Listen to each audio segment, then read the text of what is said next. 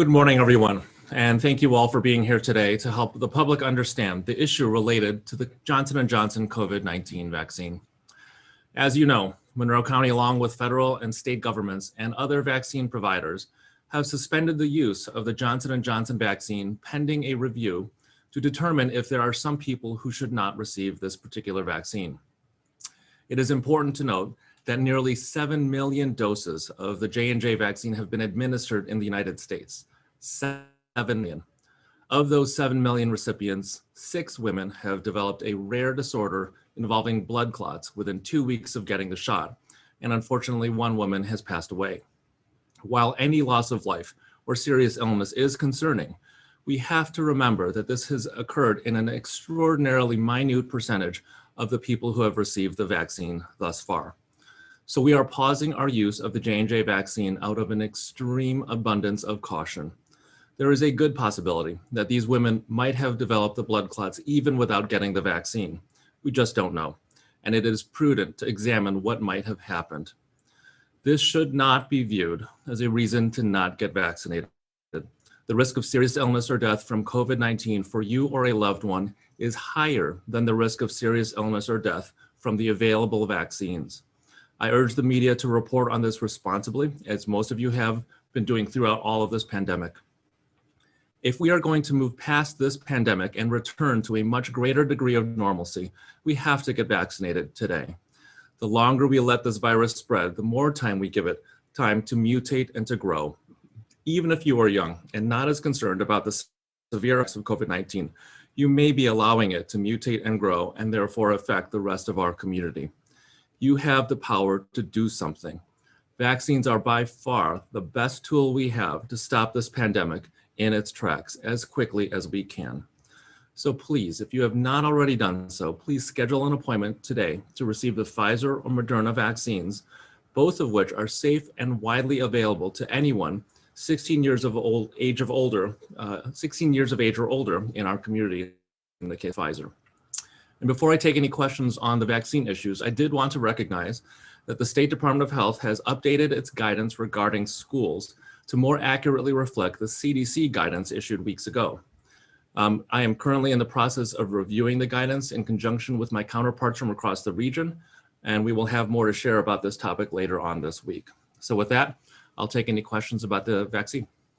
Thank you, Dr. Mendoza. And due to the doctor's tight schedule today, we're going to limit it to 1 question, no follow-up. If you have extra questions at the end, you can send them to me or give me a call.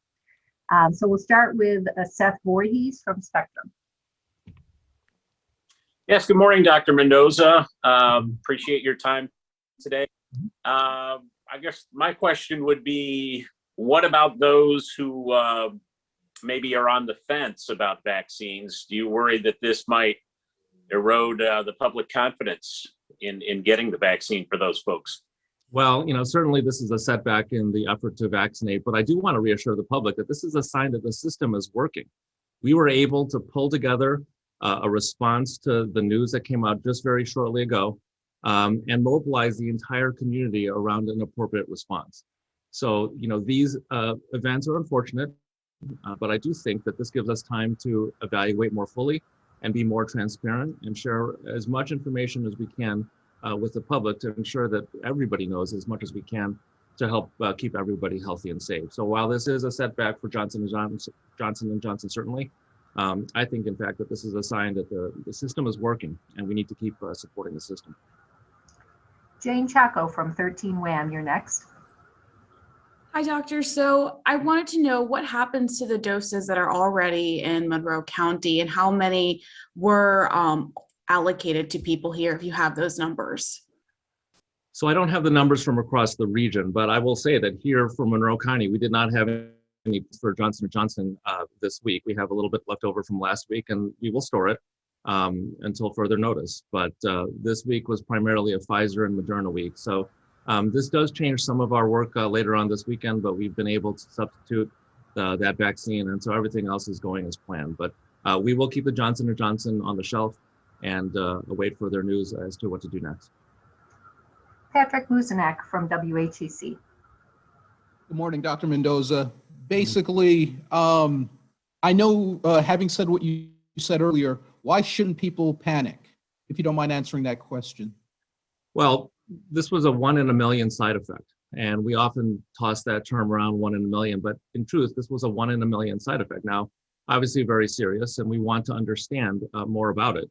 But I do want to remind people that that association doesn't equal causation. Right now, we have an association that we need to understand.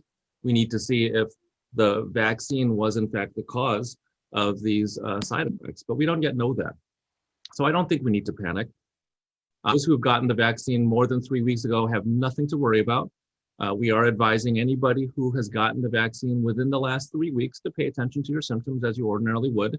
If you have unusual headache, leg pain, abdominal pain, or shortness of breath, we would then encourage you to contact your healthcare provider, but that's only if you've had those symptoms in the last 3 weeks and you're worried that it may be a result of the Johnson & Johnson vaccine. But other than that, anybody who's gotten the vaccine more than 3 weeks ago need not worry.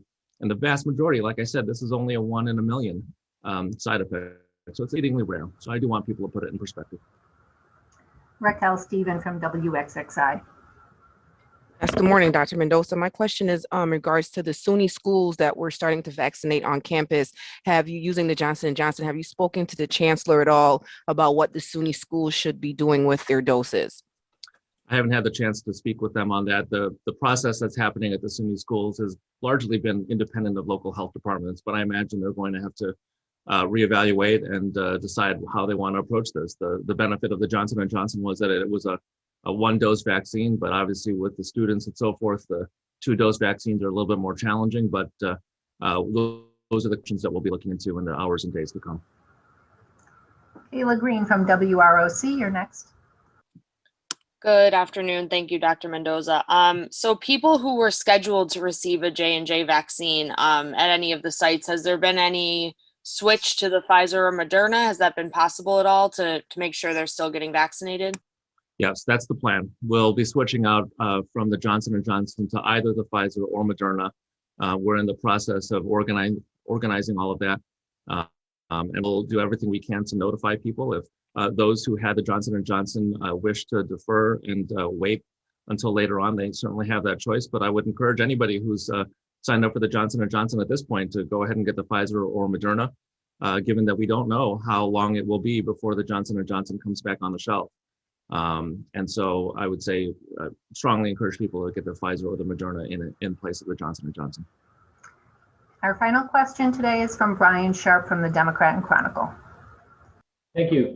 Doctor, you've referred in the past to vaccine shopping and concern that folks are doing that. Were those folks shopping for the J&J vaccine or shopping away from it? And I mean, it's probably conjecture or how this might affect that. Hard to know. I think, everybody out there is just trying to do the right thing for themselves, taking in as much information as they can, hopefully from good sources. Right now, we don't know yet enough about what happened with these 6 individuals. So at this point, I would encourage everybody to get the 2 vaccines. One of the 2 vaccines that we know has been safe all along. Pfizer and Moderna have been administered since late December at this point. So we've got good 4 months of experience with it.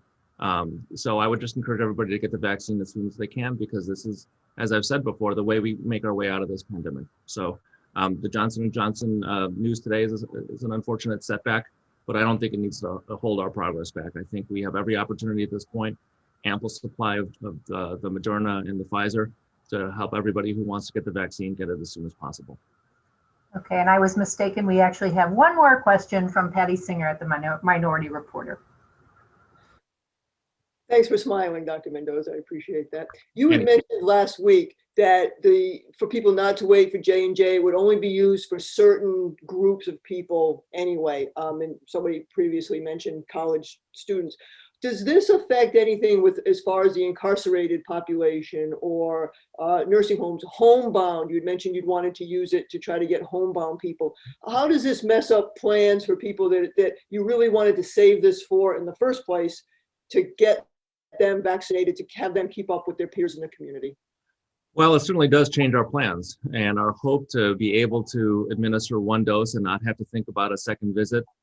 Those plans are now going to have to go on ice, and we'll have to find ways to make it work with one of the available Moderna or Pfizer products. We've been rolling with the punches throughout this entire pandemic, and this will just be another challenge that we have to think about. But our commitment to these populations, to the incarcerated, to the homebound, to college students will be moving back home potentially later on this month. Our commitment to these groups has been unwavering, and we're not going to change our commitment to that. We'll just have to change our plans. Thank you. Okay, thank you, Dr. Mendoza, and thank you all. Have a great day. Thanks, everyone.